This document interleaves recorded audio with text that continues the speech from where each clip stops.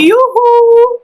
We just had a really great Twizzler. Great. Great Twizzler. We had a really great Twizzler. You have something on your lip. Oh. What is it? It's a little black thing. Got it. Thank you. Got him. You're just like my mom. I do mommy it sometimes.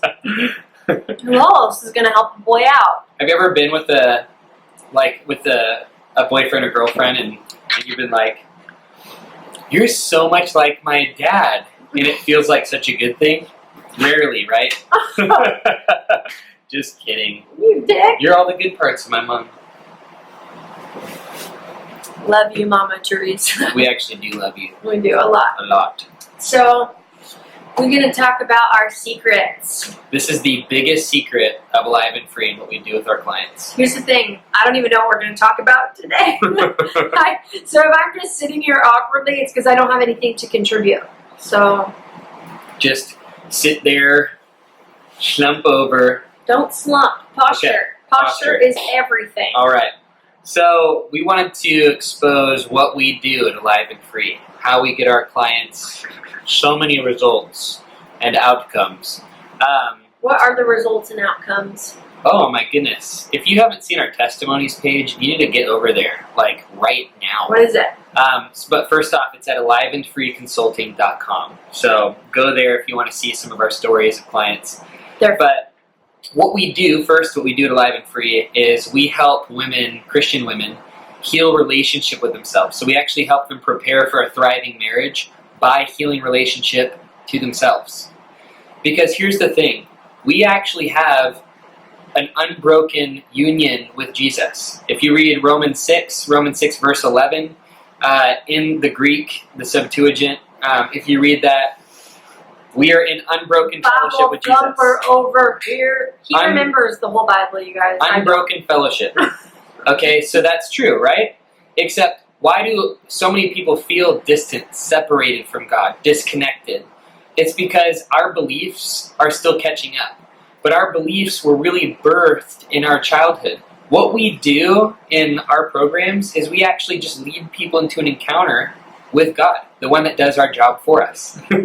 It's true. And that's just really what we're good at. We're actually good at helping people experientially, emotionally, with their feelings, encounter God.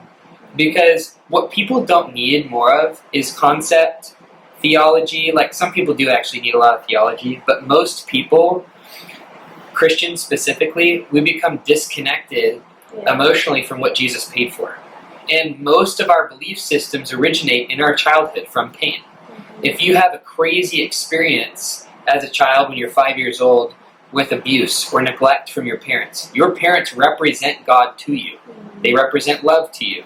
So you start creating belief systems about masculine love, about feminine love. And you start projecting those belief systems on God, on people. And what happens when we're in painful situations, even if you're like, I had a good childhood, but I still struggle with, rejection and anxiety and this and that. So it doesn't go back to my childhood because it was good.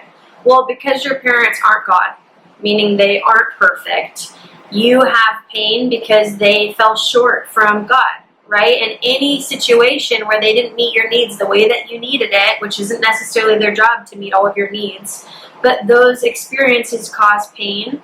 And when we have pain, it creates a wound in our heart. And so what we do with our belief system is we're like, well, this must be true about people. This must be true about women, about men, just like he was saying. And we create these belief systems to protect ourselves from pain. So they actually serve as protectors in our life. And what happens is we outgrow those things. And a lot of times, those beliefs are based off of that one experience. And then we start attracting similar experiences because of our belief. And so those beliefs are actually designed to protect you. You just outgrow them eventually.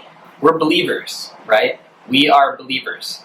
Meaning, in our identity, our lives are governed by those belief systems. Jesus came to actually restore and heal our belief systems about who God is, about what love can do inside of us.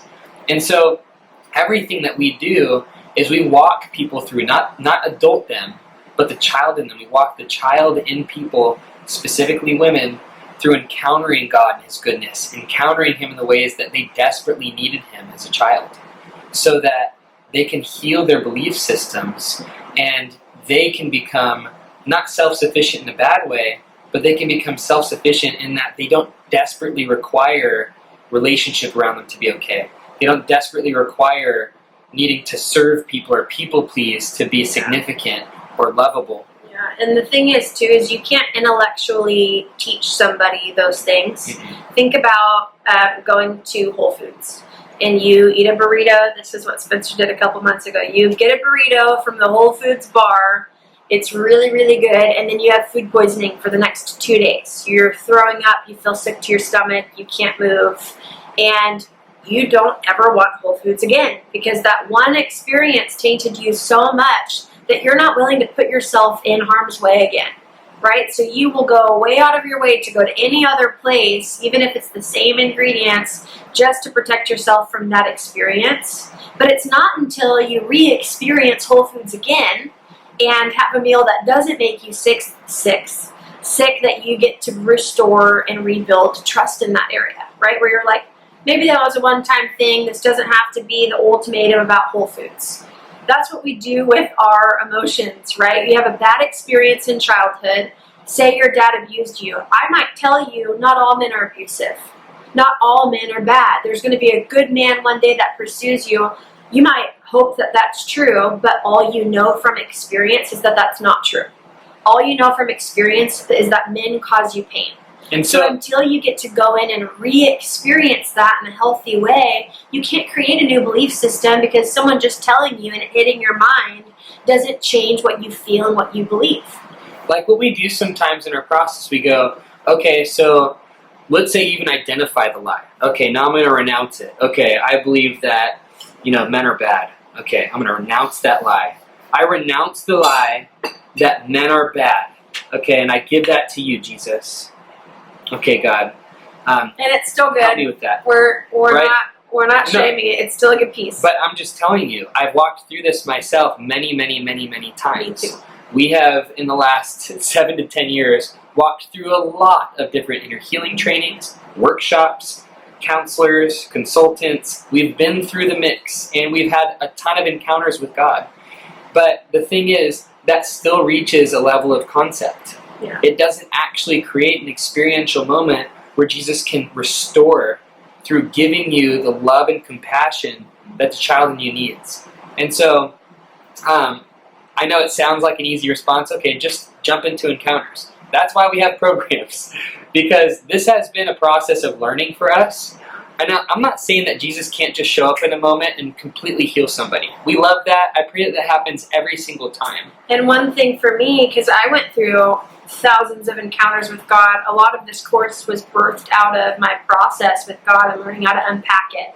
But I remember at one point in time feeling frustrated, like, God, if you can set someone free from their trauma just like that, then why don't you?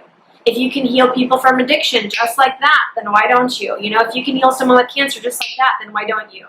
And it happens. I'm not saying that it doesn't, but I felt frustrated at God. Like, you're able to do these things. I know your nature. I trust you. I've seen you do it before. He said, Sammy, I don't do that because I don't want to enable my kids. Now, I'm not saying that there's not other things that get in the way from healing and freedom happening. I totally believe that there are. But And we believe it's God's will to heal every single person. every single person, all of the time, we believe that He's just good and wants love, freedom, and healing for everybody, and health for everybody. But I felt like He said to me, Sammy, I don't want to enable my children.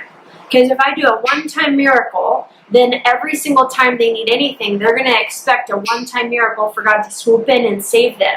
And I felt like He said, I want to empower my kids. I want to walk them through a process because that's where we grow in intimacy, and then they can reproduce the healing that they experience. And I believe that God is a God of miracles. I've seen thousands and thousands of them in every way. But I actually believe that God wants His kids to be empowered, because if I got emotionally healed from my childhood trauma in a minute, then I wouldn't have a business and ministry with 350 clients if we just started it a year ago, I wouldn't be able to do what I'm doing. I wouldn't be able to lead other women into prayer or into healing. I would just be expecting a prayer to do the job every time and then be frustrated when it couldn't. So now I can actually reproduce what I've been given because I had to walk through it with God. And so, yeah, all that to say is that there's a lot of really good, amazing tools and resources out there. Counselors, we actually have our assistant she has her master's degree in psychology, and something really smart. In psychology, we have a couple psychologists in our program. We have. We just got an email from somebody that got her master's degree in clinical counseling, and she just went through our training, and she was just saying how all these years that she studied, it's like there were things that she learned in 60 minutes that she's never learned in years of her study. And what we've found is that I've been in a counseling room for a lot of hours, and I've been with different life consultants, and I've actually experienced a ton of freedom in different ways because I believe that no matter what, you should find somebody. You should pay them because they've gone through learning a lot of tools to help you. They can accelerate your process. One of the things that our assistant, Bethany, who has her master's degree in psychology, she's gone through more than 2 years worth of therapy one-on-one. She told us, she's like, all I could ever receive, though, is diagnoses and self-awareness and language. She's like, I actually didn't get healing until I went through your guys' program. This isn't to glorify us and be like, oh, we're so amazing. This is the only way for you to get freedom. You guys, we didn't even start. I didn't start college. He didn't finish college, so we don't have degrees in anything. This is just from our life experience with God. So we're not bashing one or glorifying another. It's having all of the pieces. But what we are glorifying is that Jesus has the full power and ability to completely heal you of your trauma. Yeah. And you do not have to be powerless to your life. Yeah. And so, can we fix everybody? No. Do we claim to fix everybody? No. Do we claim to heal everything? No. But every single person that has ever gone through our program has received a massive gift, has received a ton of healing in it, because it is all about encounter. It's about God coming in and healing the parts of us that need to be healed so that we can be powerful in our lives and move into learning love, compassion, and letting those be the guiding principles in our lives. Yeah. So that's our secret. The secret sauce is just you need to learn how to encounter love. We have a process for it. We have steps that we have made extremely practical. And we think it's really important to have language and to have understanding and to have self-awareness. So that's a huge part of what we do too, because we want people to be educated and have an understanding of what's going on inside of them, where it came from, because that lets you know where you need healing and where you need to invite God in. So that has a place, and we love it. And again, don't hear us bashing any of those things. There's a place for everything, but what we've found has brought so much healing and freedom is Jesus himself. And you know what? He didn't have a PhD. He did not. So whatever you decide to do moving forward, don't camp out in indecision. Move forward with something. The greatest decision that I ever made in my life was just my first decision, to meet with this consultant. And honestly, that particular consultant changed my life, my world. And he's one of my good friends now and still a mentor in my life. But I believe that you have to invest in this process. Whether it's with us, a leader that you trust, another therapist. But look at the fruit of their life. One reason why I love consultants is because they can let you into their entire process and you can learn from their experience. And I think that we need leadership in our life. I think that it's such a powerful thing. And for me, I don't want to be led by someone where I don't get to see the fruit of their life. The fruit. The fruit. The That was fruit very of emphasized. their life. Emphatic. I want to see that they have abundance in different areas, meaning health in their family, in their marriage, in their friendships, in their business, in their finances, because if I'm following them, I want to know that I'm going to go where they're going. But if I can't see their life and they don't let me in, then I have no idea where I'm being led to. So find somebody whose life that you see, that you want and you crave, and follow their leadership. Oh, and to piggyback off that too, I want to know and hear about their mistakes and their failures in their life. I want to know that they've walked through the trenches. I want to know that they've been in the arena, that they've gotten scars on their face, that they have learned pain and how to navigate through fears. I want to know that they have a history Of with working overcoming through it. things. Yeah. Exactly. Yeah. And so I do not trust people that don't share about their vulnerability, that don't talk about what they've gone through. Me neither. If you just come at me and you just start talking at me like some Christian at church, I don't even hear a word.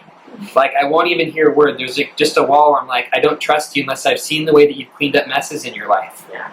And that's actually true about relationships. Trust is not built in living perfectly. Trust is built in the ways that you clean up messes in your life. Yeah. And so with that being said, find something.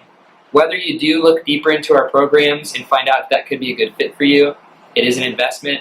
Invest into something. Get a leader. Find ways that you can actually step into the life that you know that you feel called to and stop limiting yourself. We love you. We believe in you. Go after it. Toodaloo. Bye.